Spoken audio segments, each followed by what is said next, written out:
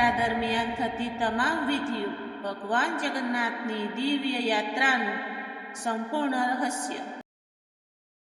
નમસ્કાર મિત્રો, દર વર્ષે લાખો ભક્તો ભગવાન જગન્નાથની ભવ્ય રથયાત્રામાં જોડાય છે. પરંતુ શું તમે જાણો છો કે રથયાત્રા માત્ર એક દિવ્ય ઉત્સવ નથી? તેની શરૂઆત લગભગ 15 દિવસ પહેલાં થઈ જાય છે અને આ સમગ્ર સમયગાળા દરમિયાન અનેક પવિત્ર વિધિઓ કરવામાં આવે છે. આ વિડીયોમાં આપણે જણાવીશું રથયાત્રામાં થતી તમામ મુખ્ય વિધિઓ, તેમનો ઇતિહાસ, ધાર્મિક મહત્વ અને તેની પાછળનું આધ્યાત્મિક રહસ્ય.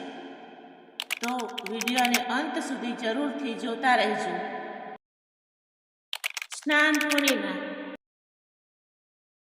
રથયાત્રાની શરૂઆત સ્નાન પૂર્ણિમાથી થાય છે.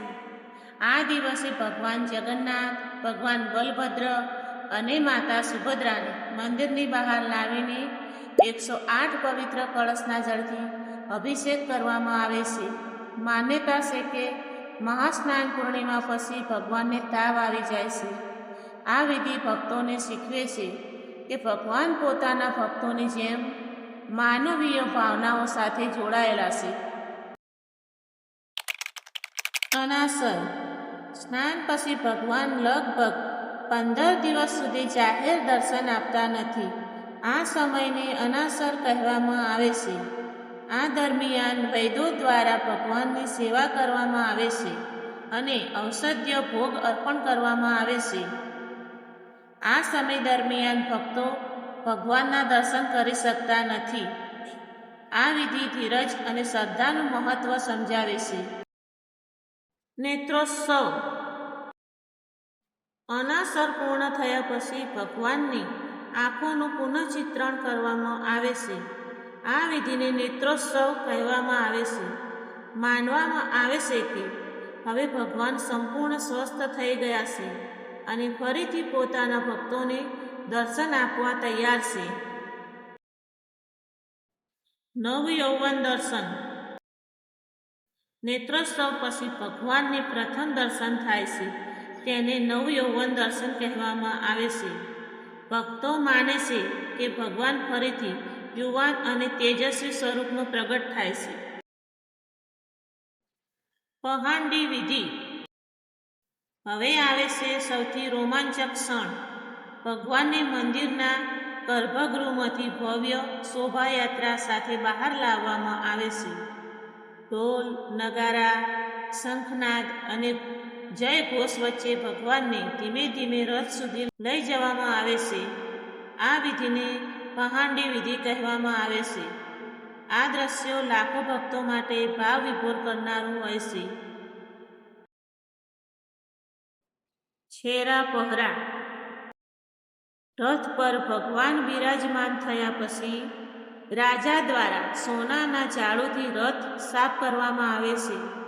આ વિધિને છેરા પહરા કહેવામાં આવે છે. આનો સંદેશ ખૂબ જ સુંદર છે. ભગવાન સમક્ષ રાજા હોય કે સામાન્ય માણસ, બધા સમાન છે. અહંકારનો ત્યાગ અને સેવાનો ભાવ એ જ સાચી ભક્તિ છે. રથયાત્રા હવે શરૂ થાય છે.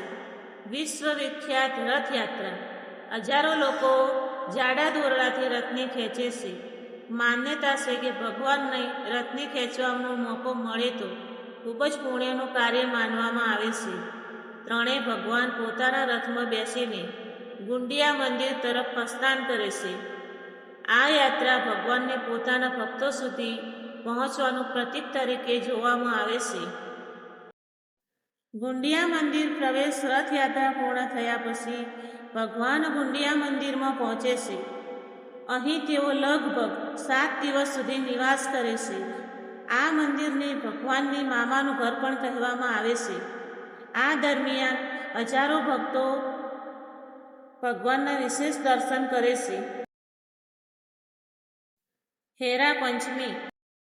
રથયાત્રાના 5મા દિવસે માતા લક્ષ્મી ભગવાનને લેવા માટે ગુંડિયા મંદિર સુધી આવે છે. પરંપરાગત કથા અનુસાર ભગવાન પરત આવતા નથી આ પ્રસંગને ખૂબ જ રસપ્રદ અને ભાવનાત્મક રીતે ઉજવવામાં આવે છે. બહુડા યાત્રા. 7 દિવસ બાદ ભગવાન ફરીથી પોતાના મૂળ મંદિરે પરત ફરે છે. આ પરત ફરવાની યાત્રાને બહુડા યાત્રા કહેવામાં આવે છે.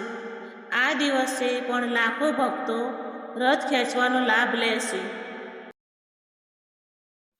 સોનાબેસ. મંદિર નજીક પહોંચ્યા પછી ભગવાનને સોનાના આભૂષણોથી શણગારવામાં આવે છે. આ ભવ્ય શણગારને સોનાબેસ કહેવામાં આવે છે. ભગવાનના દિવ્ય સ્વરૂપ જોવા લાખો ભક્તો ઉમટી પડે છે. અધરપાણા. ભગવાનને વિશાળ પાત્રમાં તૈયાર કરેલું પવિત્ર પાણી અર્પણ કરવામાં આવે છે. ત્યારબાદ તે પાત્રને વિધિપૂર્વક તોડી નાખવામાં આવે છે. આ વિધિ નકારાત્મક શક્તિઓને નિવારણ અને કલ્યાણનું પ્રતીક માનવામાં આવે છે. નીલાદ્રી બીજે. ભગવાન ફરીથી પોતાના મંદિરમાં પ્રવેશ કરે છે. પરંપરા મુજબ ભગવાન પહેલા માતા લક્ષ્મીને પ્રસાદ અર્પણ કરે છે અને ત્યારબાદ તેમને મંદિરના દ્વાર ખોલવાની વિનંતી કરે છે. આ સાથે સમગ્ર રથયાત્રા મહોત્સવ પૂર્ણ થાય છે.